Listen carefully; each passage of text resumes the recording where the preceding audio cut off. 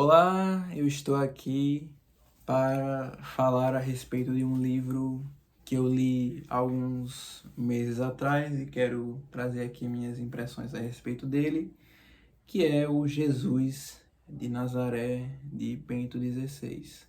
A edição que eu li não foi essa, foi a edição do Minha Biblioteca Católica. E, bom, que livro, né?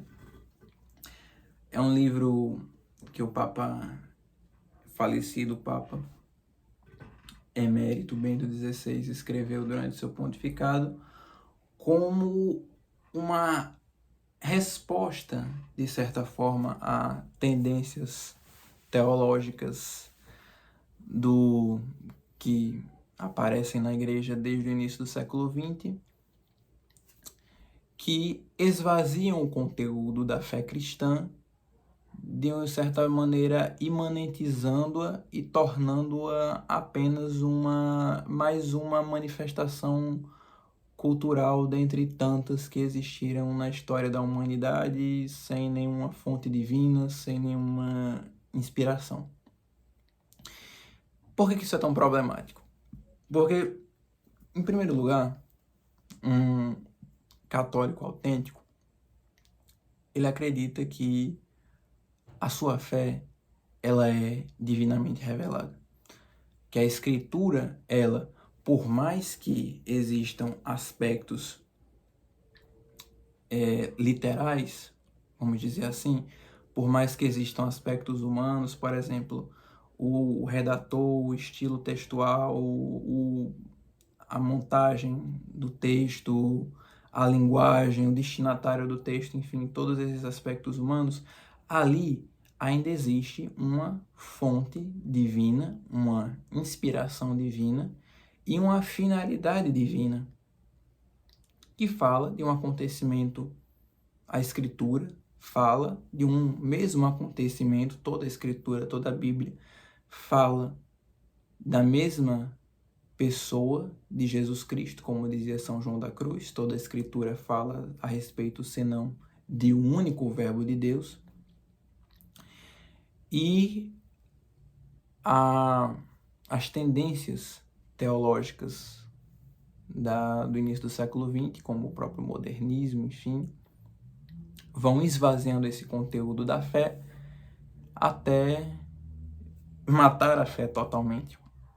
E dentro desse contexto, o Papa Emérito Bento XVI escreve esse livro maravilhoso. Já no seu sumário ele vai falando aqui um pouco a respeito de do que é que ele queria, de qual a sua intenção com esse livro, de como surgiu a ideia de escrever esse livro. Vai falando a respeito do método histórico crítico, dos limites do método histórico crítico e de qual é a verdadeira e autêntica interpretação, qual é a verdadeira, autêntica exegese que um católico deve ter. Bom, um estudante católico, um estudioso católico deve ter. Bom, eu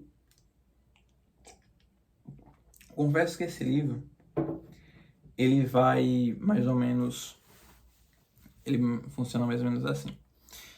Ele tem o prefácio, começa com basicamente o batismo de Jesus, depois as tentações de Jesus no deserto. O capítulo sobre as tentações eu achei maravilhoso, porque todo o centro do capítulo ele vai fazendo um paralelo entre a realidade de Jesus e a realidade que a igreja hoje vive, que as tentações que a igreja padece são as mesmas.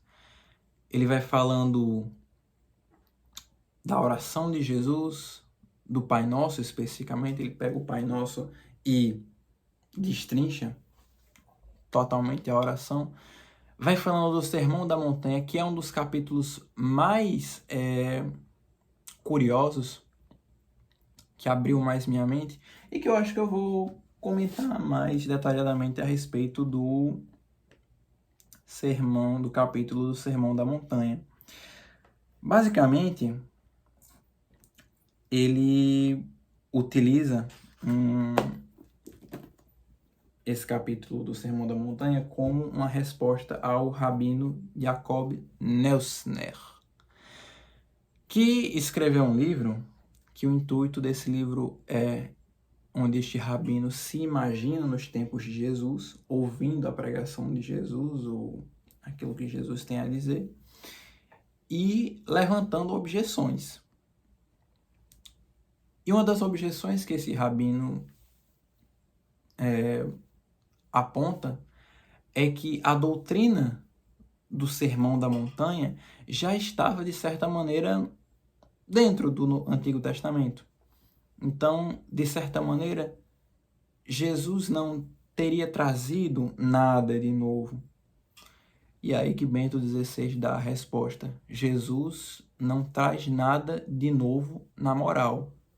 Jesus se coloca como a chave de interpretação, a fonte e o destino final da conduta moral do crente, do cristão.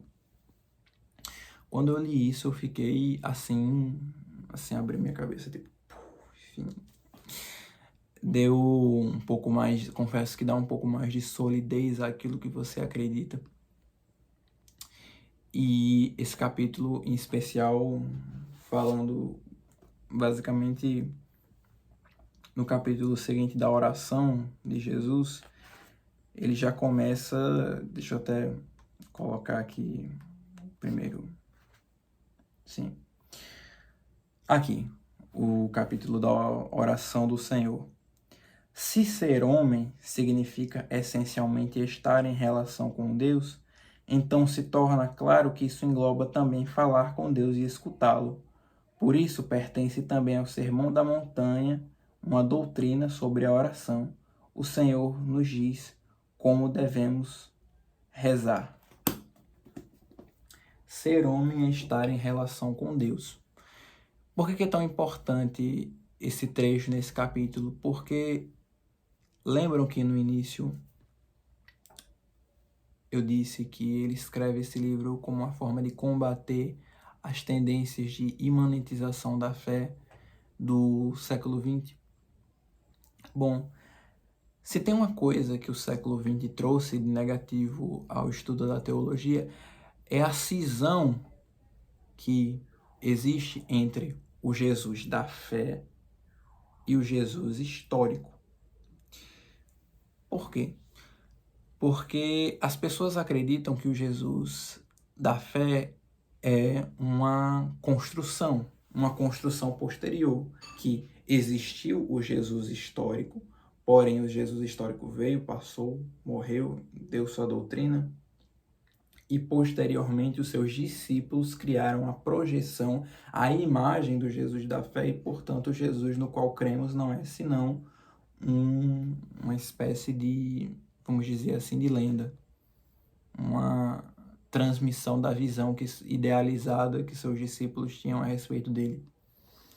Isso é extremamente negativo, essa cisão entre a fé e a história, porque a fé é um acontecimento histórico, e a partir daí surgem outras interpretações de Jesuses.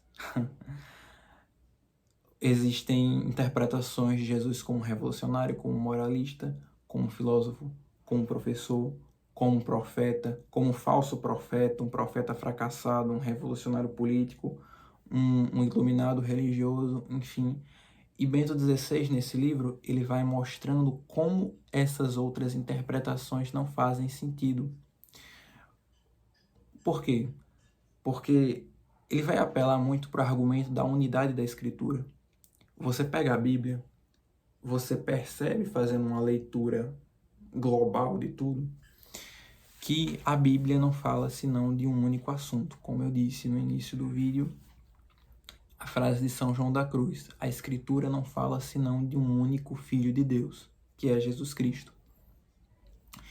Então, essas outras interpretações de Jesus, elas, dentro do próprio texto da Escritura, elas não fazem sentido, porque o próprio Antigo Testamento, já escrito séculos antes, e os livros do Antigo Testamento não são escritos na mesma época, eles são escritos por tradições religiosas diferentes, em tempos diferentes, mentalidades diferentes, mas eles falam, contam, montam uma continuidade a respeito de um único Filho de Deus.